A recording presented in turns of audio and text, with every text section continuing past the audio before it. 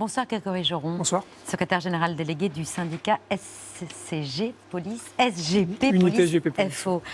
Éric Masson, votre collègue, 37 ans, agent du groupe départemental d'intervention, père de 2 enfants, mortellement blessé par balle alors qu'il contrôlait un point de deal.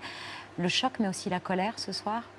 Oui, les deux. Déjà la sidération, forcément. Forcément beaucoup de tristesse, beaucoup d'incompréhension parce que c'est sur une mission du quotidien. Et finalement, Éric, ça peut être chacun d'entre nous, en tout cas chaque policier de terrain qui se rend...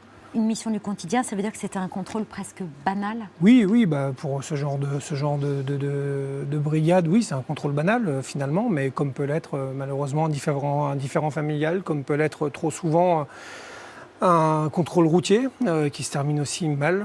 Voilà, c'est aujourd'hui le quotidien de nos collègues. Ce sont des cibles et potentiellement ils sont en danger permanent, quelle que soit la nature de leur mission. Ce qui est assez incroyable, c'est qu'après les coups de feu mortels contre votre collègue, le tireur a pu prendre la fuite à trottinette. Il est toujours recherché, ainsi que son complice. Une fuite à trottinette, ça paraît surréaliste. Ça paraît totalement décalé.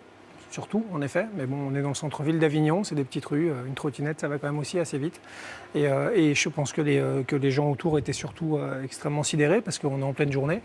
On est dans une ville moyenne. Alors oui, il y a des problèmes de stupéfiants qui montent en puissance et le procureur l'avait rappelé quelques mois avant, c'est une réalité. Mais pour autant, on est heureusement... Ce sont des faits qui ne sont pas quotidiens dans nos villes, même s'il y a une vraie inquiétude sur la montée et la militarisation des dealers et des trafiquants de drogue. Ce qui vous fait parler de fatalisme devant cette escalade de violence qui est malheureusement prévisible? Ça, c'est le deuxième sentiment qui vient après, c'est avec la colère. Oui, on est surtout, on déplore le fait qu'on tire, je pense, la sonnette d'alarme depuis quelques années déjà sur l'état déplorable de la police, qu'on a, je pense, désarmé moralement, qu'on a désarmé juridiquement, qu'on a désarmé psychologiquement. Et aujourd'hui, on paye, à mon avis, cash et on paye un lourd tribut des différentes politiques ou orientations qui ont été prises par les gouvernements successifs, parce que finalement, on s'aperçoit que la police est simplement trop souvent une variable d'ajustement politique. Une attaque, se faire tirer froidement dessus en plein jour, en plein centre-ville, pour intervenir sur des lieux de deal qui se font au vu et au su de tous. Ça veut dire quoi? Que les trafiquants se sont adaptés avec de nouvelles méthodes pour écouler la drogue? Oui, forcément, parce que pour le coup, il y a une action forte quand même qui est menée sur l'impulsion du ministère de l'Intérieur pour s'attaquer à ce fléau, qu'on est véritablement un. Il pourrit tous les quartiers de France ou presque. C'est une société parallèle qui se développe par rapport à l'argent que ça représente, qui est énorme. C'est plus de 3 milliards d'euros de recettes finalement. Donc il y a un vrai business. Vous savez qu'aujourd'hui, vu qu'il y a l'amende forfaitaire, il y a même des dealers qui sur Snap annonce que si le client se fait verbaliser, on leur rembourse leur amende. C'est vraiment du business. Vous avez des supermarchés, vous avez des cartes de fidélité, 10 barrettes de cannabis achetées, la 11e gratuite comme les pizzas. On est vraiment là-dedans. Il y a un vrai business. C'est tellement florissant et tellement, on gagne tellement d'argent que finalement, ils sont prêts à tout pour garder ce business-là. Et après, on a en plus le système des réseaux où sont souvent des petites frappes, on appelle ça comme on veut, les mots vont me manquer pour les qualifier ce soir, qui grimpent dans la hiérarchie par rapport à des faits d'armes ou de violence, ou etc. Et c'est comme ça qu'ils achètent finalement leur galon et ils n'ont pas envie de perdre ces places-là non plus parce que ça leur apporte de plus en plus d'argent. Depuis hier soir et depuis le drame qui a tué Éric Masson, tous les partis, tous les leaders se sont exprimés. On va le voir, la France Insoumise remet ce drame dans le cadre du trafic de drogue. D'autres s'attaquent directement au délitement de l'autorité de l'État.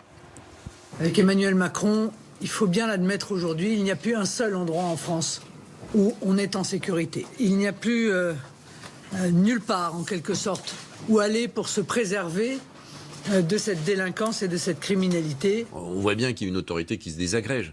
Je ne dis pas que la majorité en est totalement responsable. Elle se désagrège depuis longtemps parce qu'on a toujours hésité entre plus de liberté, laisser faire, et puis d'une certaine façon aussi contraindre. La liberté, c'est aussi de savoir contraindre. La consommation explose.